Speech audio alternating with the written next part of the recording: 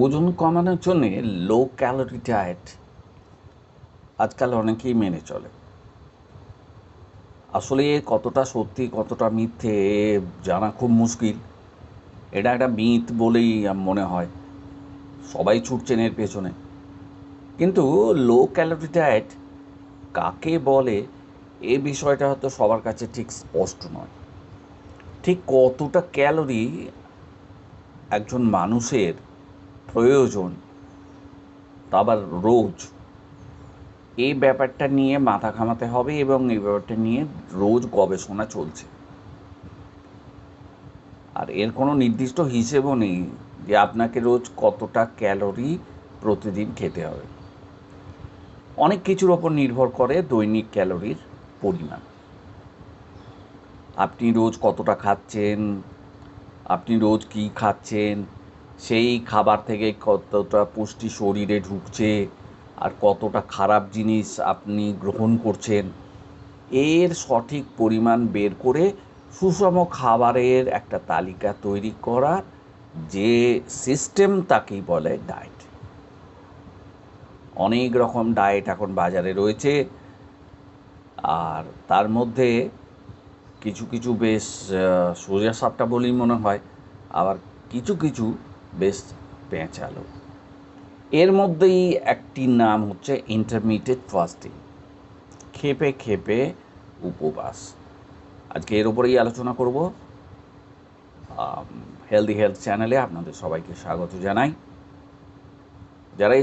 যারা এই চ্যানেলে নতুন, তারা ভিডিওটা প্রথম থেকে শেষ পর্যন্ত দেখবেন এবং যদি ভালো লাগে তাহলে লাইক করবেন এবং সাবস্ক্রাইব করবেন।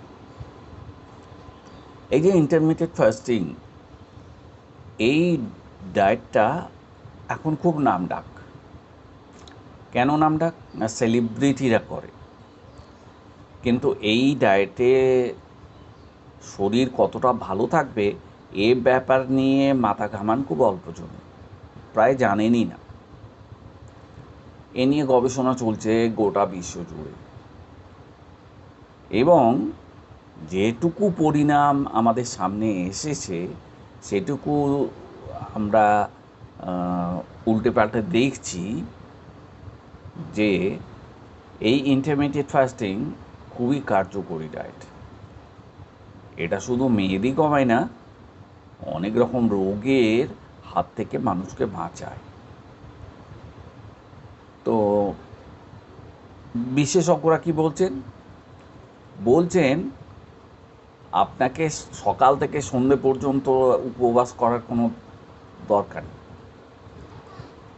আপনি অল্প স্বল্প সময় উপবাসী থাকুন, আর পুষ্টিকর খাবার খান একদম ঘড়ি ধরে।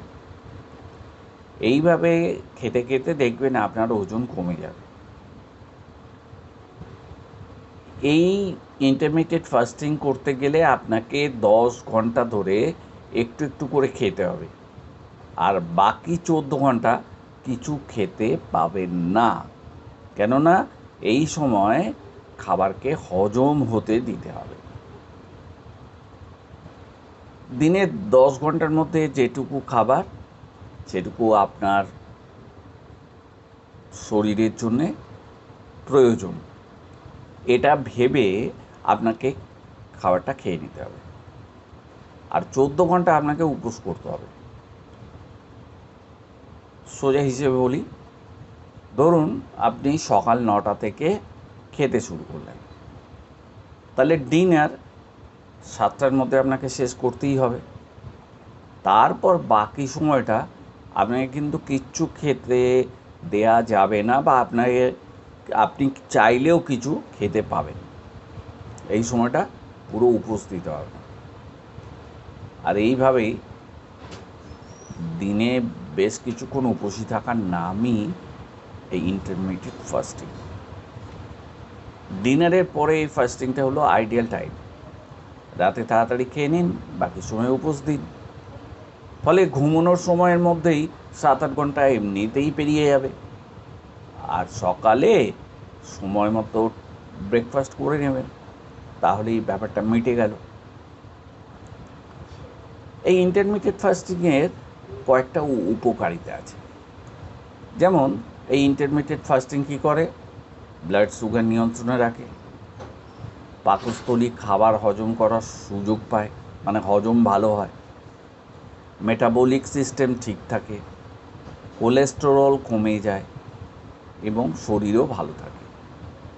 আর এই ডায়েটটা যদি মেনটেন করা যায় তাহলে কী হয়, শরীরে ক্যালোরি ঢোকে অত্যন্ত কম পরিমাণে। তাহলে ইন্টারমিডিয়েট ফাস্টিং করব, তার আগে কি খাবো? আপনি খাবেন ফাইবার আছে এমন ফল, শাক সবজি,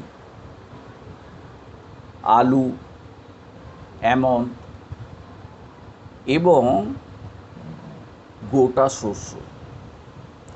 আপনি একটা ডায়েট চার্ট তৈরি করে রাখুন না, কখন কি খাবেন, কতটা খাবেন সেটা আপনি নোট করে রাখুন। ফাস্টিংয়ের পর আপনি ভাববেন যে বেশ পেট ভরে খেয়ে নেবো, ওটা কিন্তু চলবে না। ফাস্টিংয়ের পর আপনাকে খেতে হবে অঙ্কুরিত ছোলা,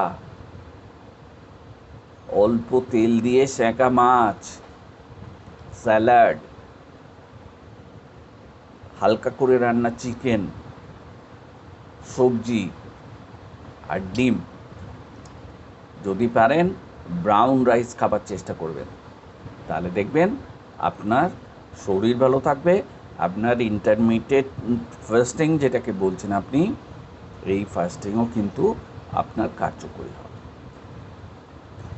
তাহলে বন্ধুরা, আজকে ইন্টারমিডিয়েট ফাস্টিং যেটা নিয়ে গোটা বিশ্বে তোলপাড়, বিশাল আলোচনা চলছে, সেই ব্যাপারটা নিয়ে আমি মোটামুটি একটা আভাস আপনাদের দিতে পারলাম বলেই মনে হচ্ছে।